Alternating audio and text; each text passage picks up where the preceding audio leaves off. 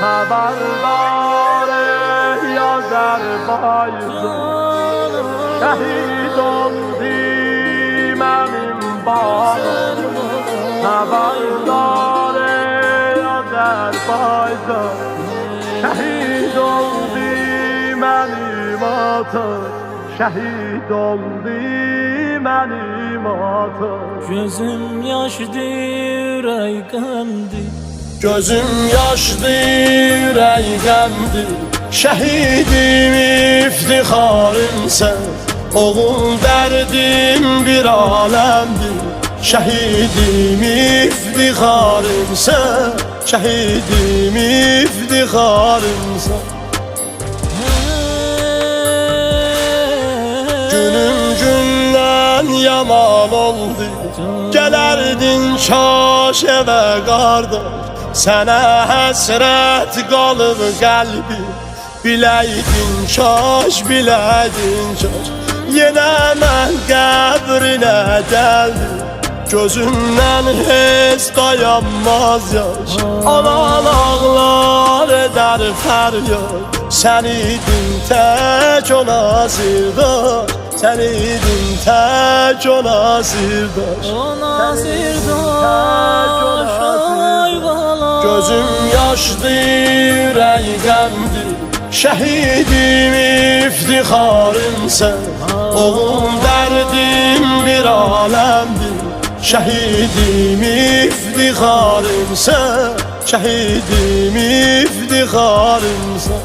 Qalıb oğlum sənə həsrət, qalıb oğlum sənə həsrət.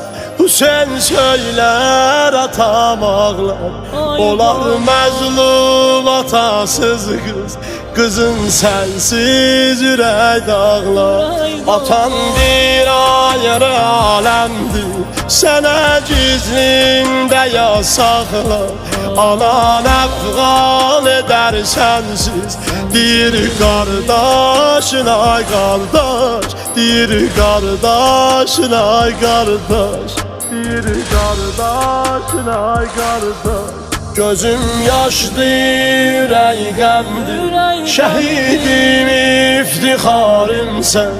Oğul derdim bir alemdir, şehidim iftiharım sen.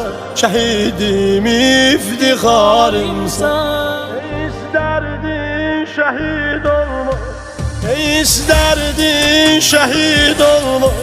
Tural cennet sana hoşdur, evin dadı gedir sensiz.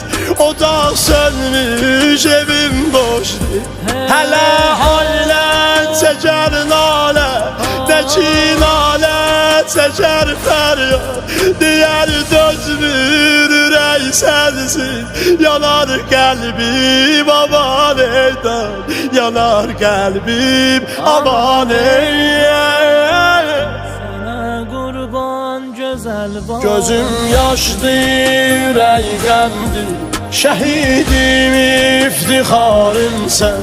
Oğul derdim bir alemdir, şehidim iftiharım sen. Şehidim iftiharım sen.